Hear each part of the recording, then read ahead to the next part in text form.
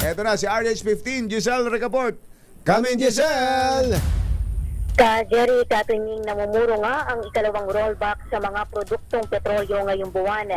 Ayon dito kay Assistant Director Rodela Romero ng DOE Oil Industry Management Bureau, posible ang piso at 40 sentimo hanggang piso at 70 sentimo na bawas presyo sa kada litro ng gasolina, habang 70 sentimo hanggang piso at 20 sentimo sa kada litro naman ng diesel. Posible namang maglaro ng mula sa piso at 50 sentimo hanggang piso at 70 sentimo ang rollback sa kada litro ng kerosene.